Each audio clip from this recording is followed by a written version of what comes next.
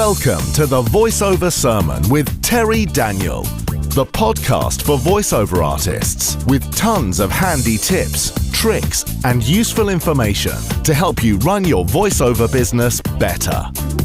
And now, here's your host, Terry Daniel. Good morning, everybody, and welcome to another award-winning episode of Voiceover Sermons. Terry Daniel here with Rob Marley. Do I have to pay for my trophy? What now? Do I have to pay for my trophy? Yeah, Is it one of those kind of award-winning things? Oh, yes, you do. Oh, God, don't go down that road.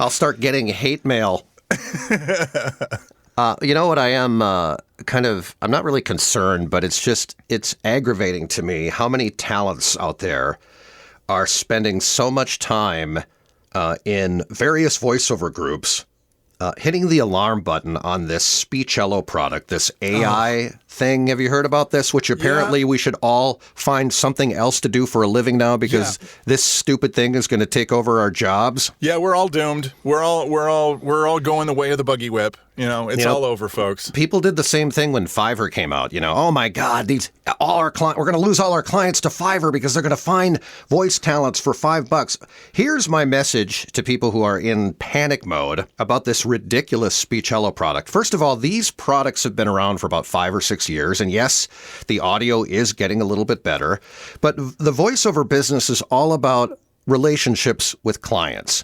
Work on your business, work on that relationship with your client. The good news, Rob, is my clients make fun of this Speechello product more than I do. Oh, that's good. That's good. I've heard what they use as like the examples for stuff. And it's like, okay, it kind of sounds natural. It kind of sounds human. It kind of sounds artificial.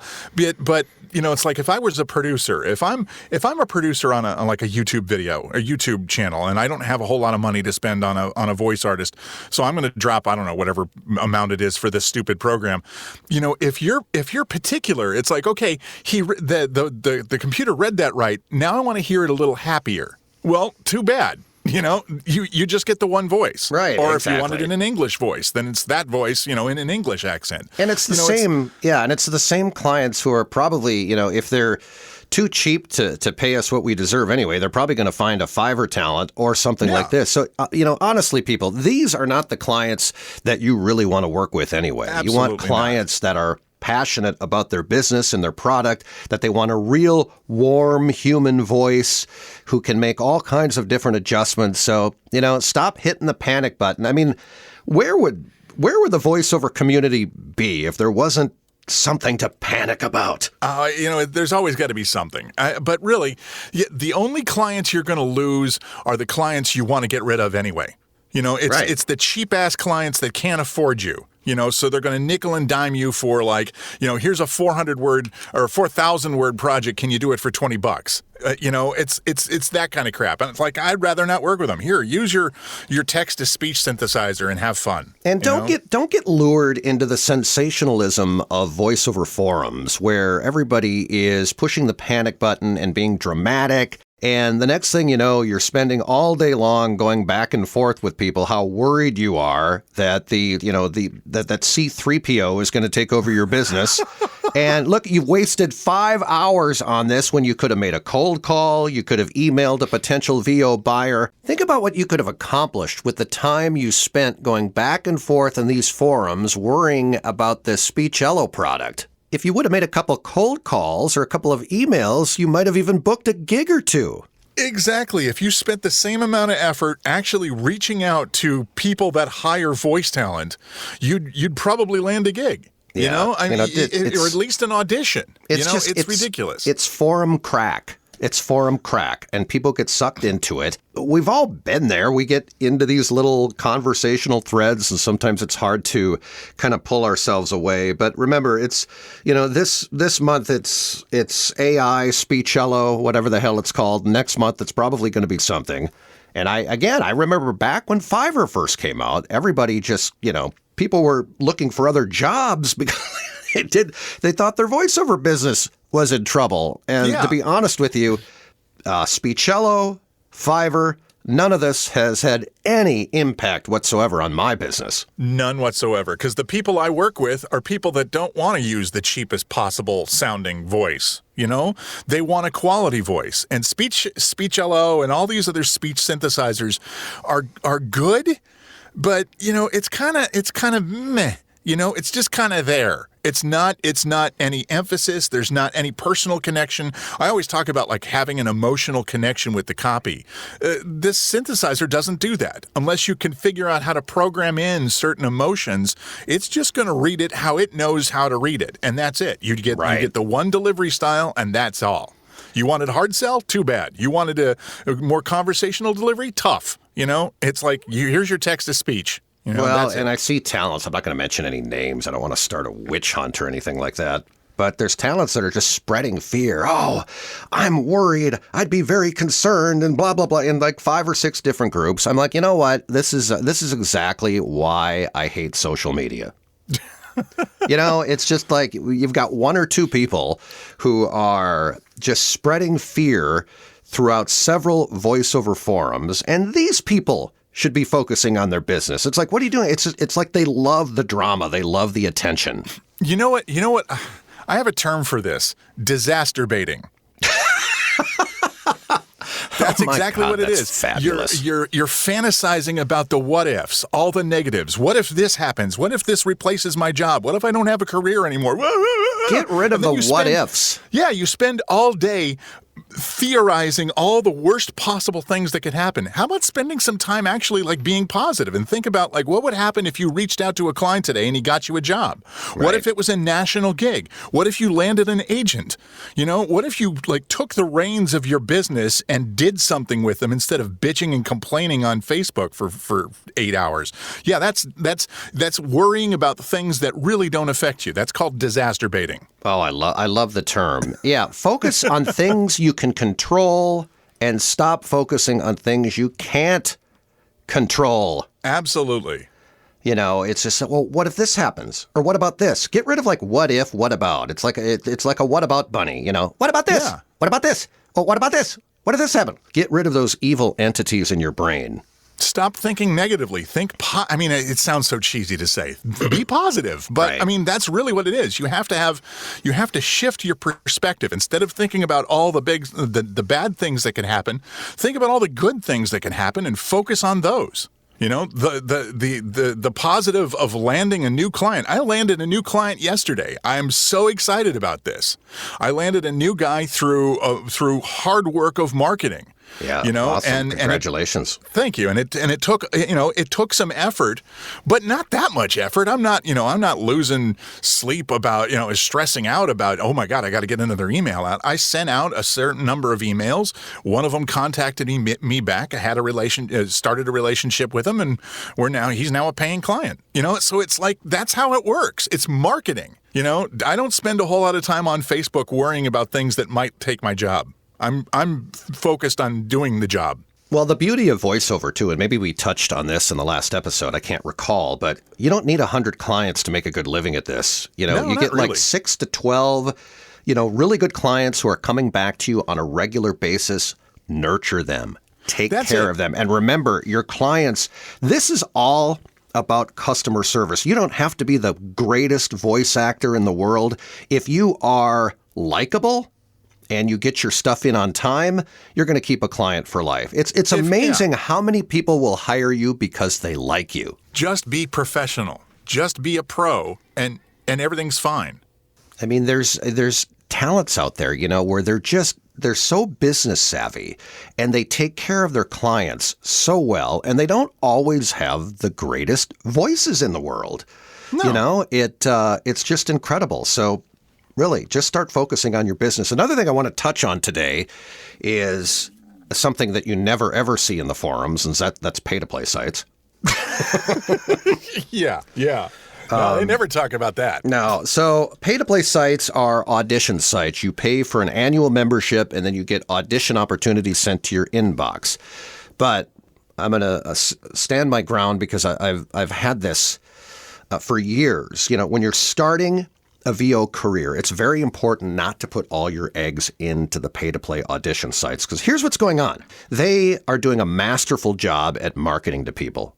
And they manipulate new talents into believing that they can't survive without the help of their audition site. And I'm here to tell you that that's wrong. Divide your time wisely. Put most of your efforts into prospecting marketing companies, production companies, talent agencies, any company that could potentially be looking for a voice for their next project. And check AV departments and corporations. Some of my best clients, Rob Marley, have come from cold calling corporations that have in-house studios.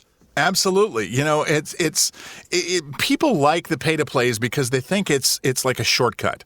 They don't have to do the hard work of finding the clients. The clients are already there, and all you're doing is competing with, 200,000 other voice artists to get the job. Yeah. I would rather reach out to one client and have them say no than try and compete with 200,000 other voices. It's a meat market. It's a gigantic a cattle call. And I mean, some people can make good money with it.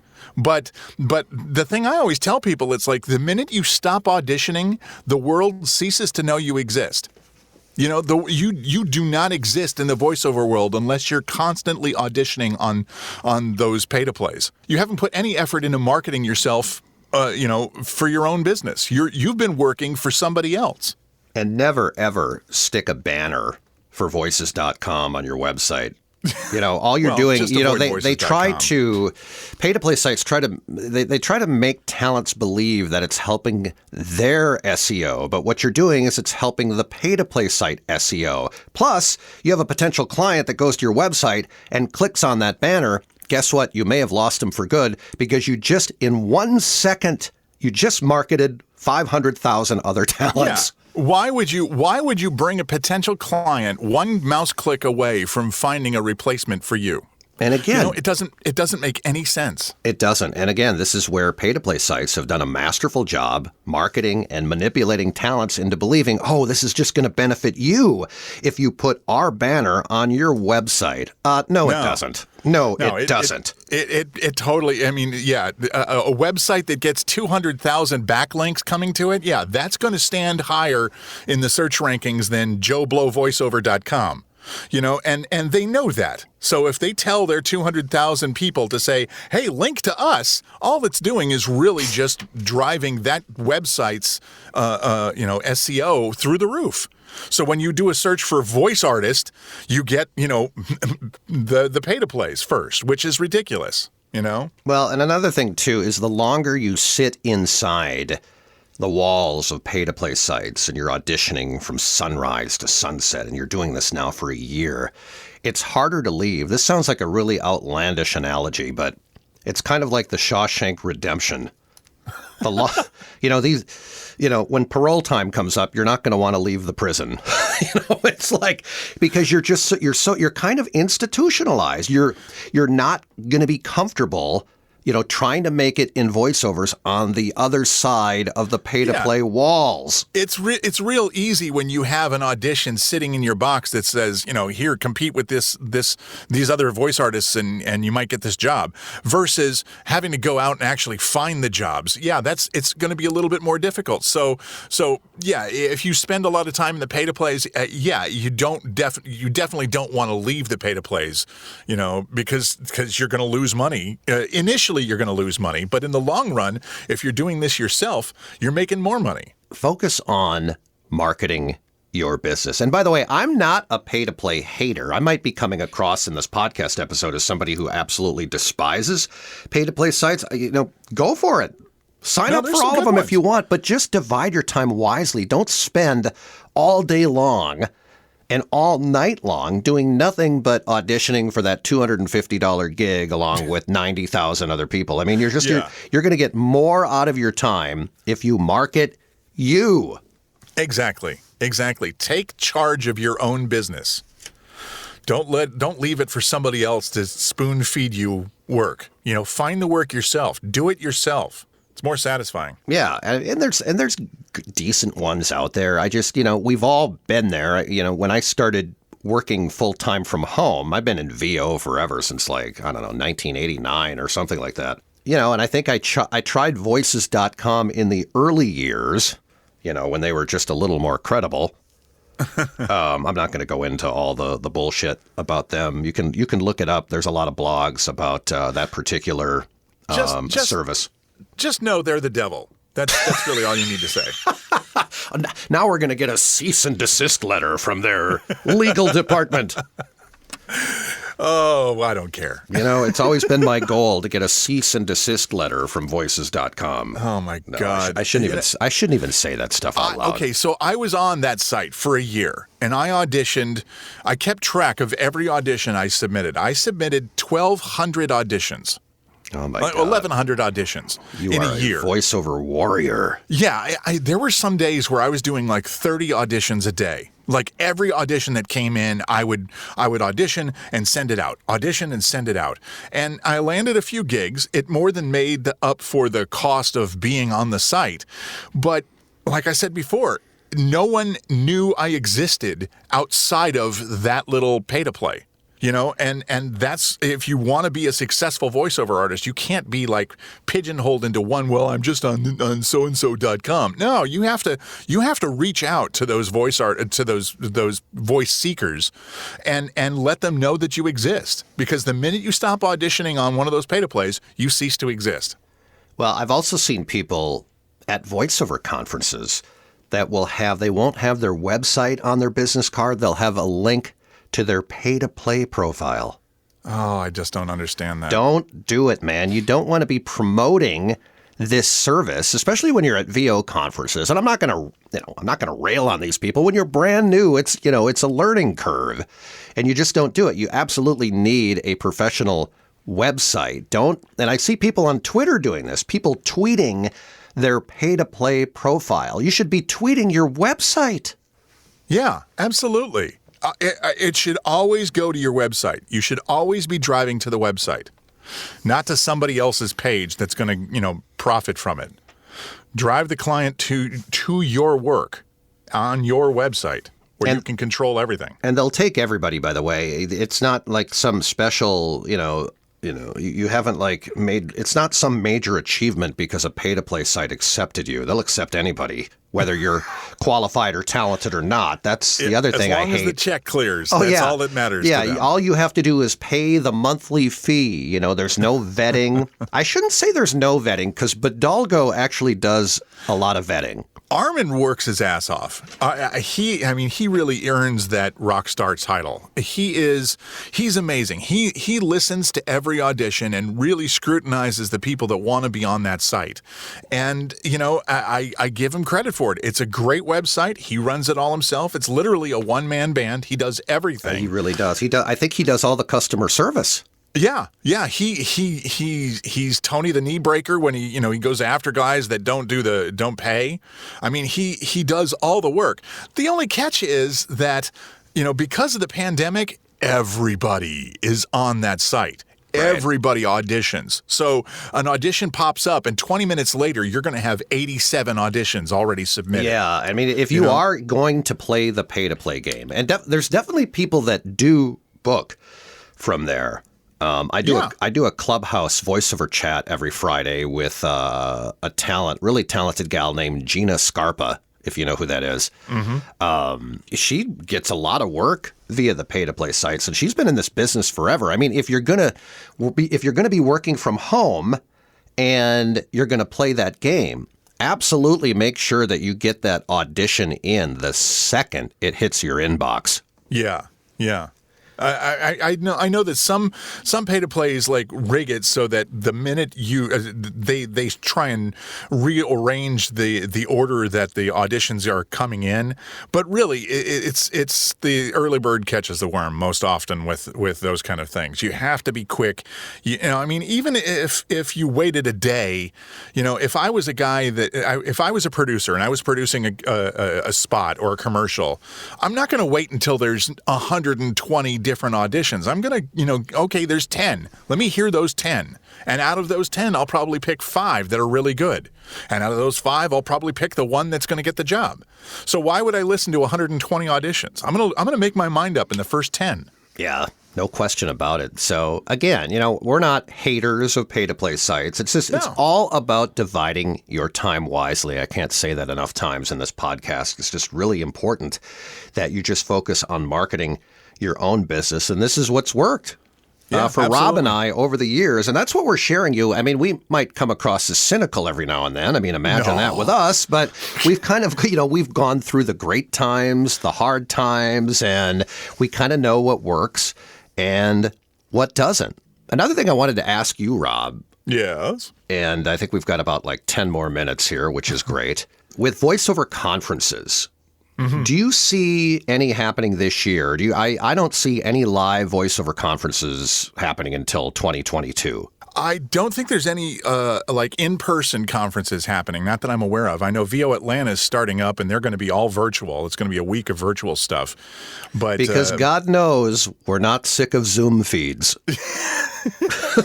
I think for some people they've learned, it's just the new way of working. But and then people might think I'm hypocritical because when we coach, we use Zoom. I'm not talking about one-on-one coaching. I'm talking about virtual conferences. And even on the news, I get so tired of somebody's audio going out. Yeah. It's like the hollow sound and, the bedroom in the background. And, Isn't it kind of funny? You'll watch the news on a major news network and then all you do is see the guy or the gal's mouth moving and there's no audio. So there's just, it's even on a major news network, Zoom is so unpredictable. Yeah, but it's better than Skype. Holy crap, man. Yeah, Skype has gone down the tubes. It's like, and you can still tell because there's every now and then they'll do an interview with somebody on Skype. And of course, there's the Skype bug in the corner, so you can't forget it. Oh, yeah, but, of course. Good branding. And there's bandwidth dropouts and everything glitching. And it's horrible. And, Skype used to be the big daddy, that was the one that you wanted. That was, everybody loved it, but they all use the same internet technology. It's all using the same infrastructure to pass audio. What we're using right now is probably the identical code to Skype. It's just, it's allocating a certain amount of bandwidth to it. And Skype, because everybody was using it, they had to allocate less bandwidth. And so now it all just sounds like crap. I want to touch base quickly. I did a voiceover tip. By the way, if you're listening to this podcast and you're passionate about voiceover, whether you're new or you've been in the field for a while, why do I always say in the field? It's not like we're recording in a field.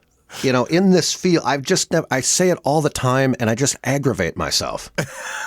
We're not recording in it. We're not in a field, Rob. Live or in the field.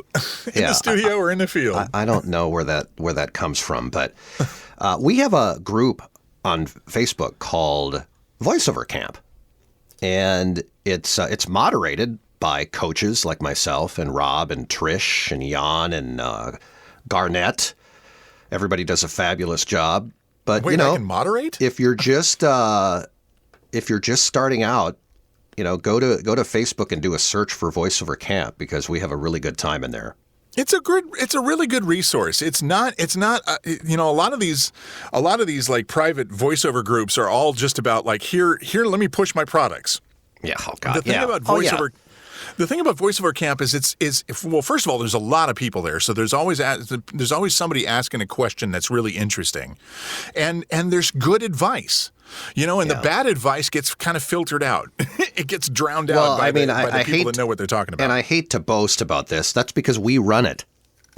We don't, there's too many forums out there. I think I bitched about this in the last episode, but you have to take everything with a grain of salt because there are a lot of voiceover groups on Facebook that are moderated with people with less experience that maybe some people who are listening to this podcast have. Yeah. It's some people that think they're meaning well because they read it somewhere else, but they don't know the actual experience, because they haven't gained the actual experience themselves. Just because you read it in a book doesn't necessarily mean it's true.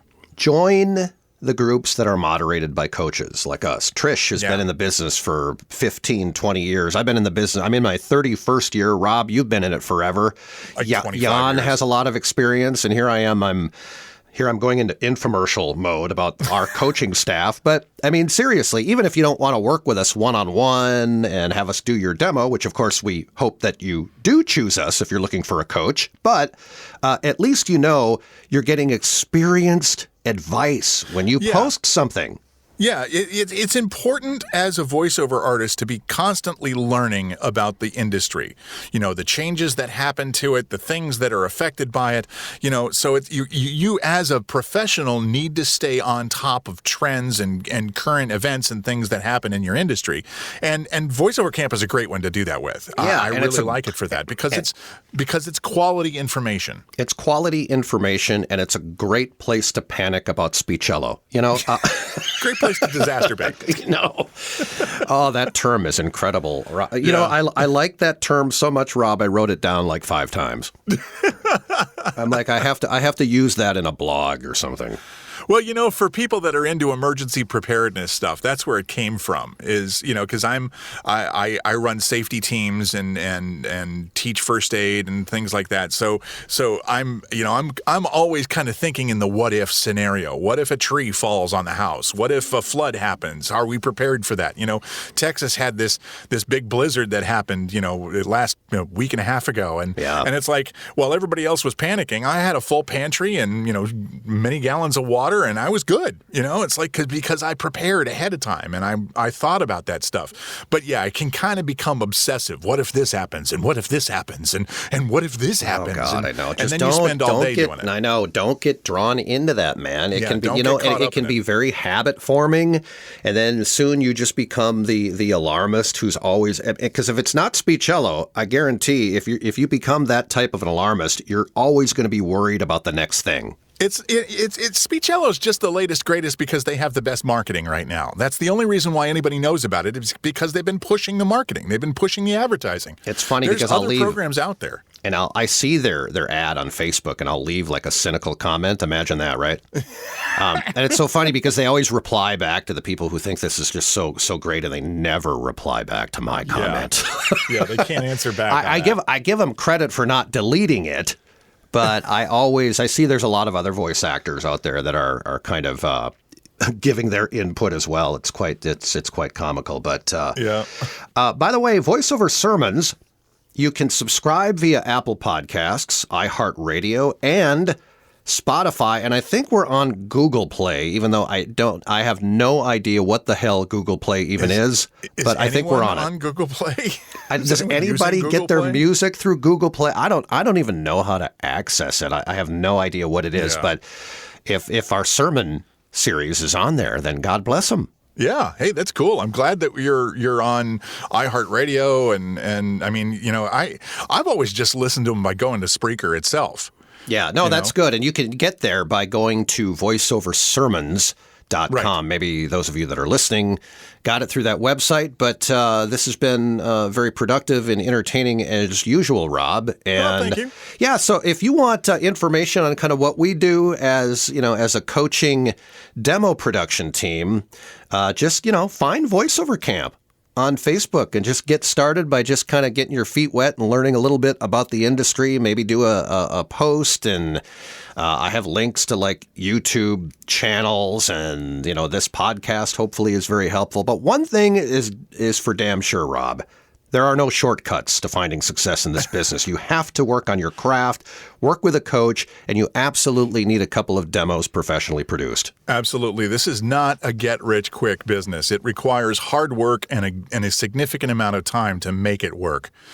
Success doesn't happen overnight, and it requires a serious amount of effort to make it happen.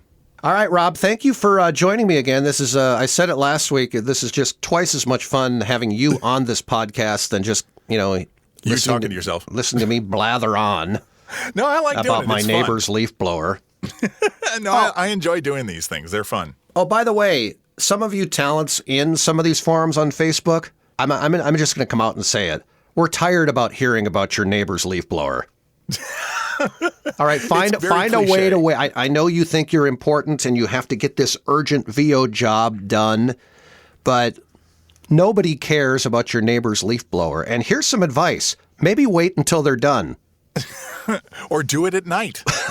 That's do it in the early morning hours. I get a lot of recording done at like 6 o'clock, 7 o'clock in the morning when no one's up yet. I saw somebody, I think they thought they were going to get a lot of praise for doing this.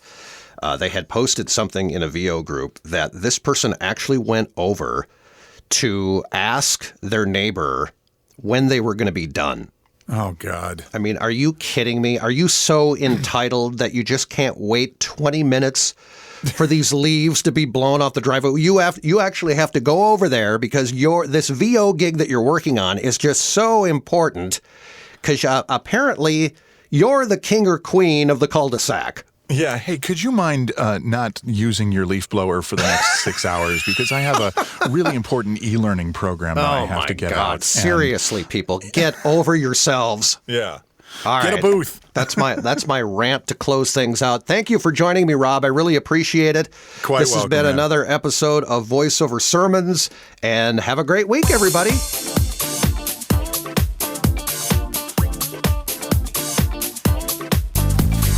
Thank you for tuning in to the Voiceover Sermon with Terry Daniel.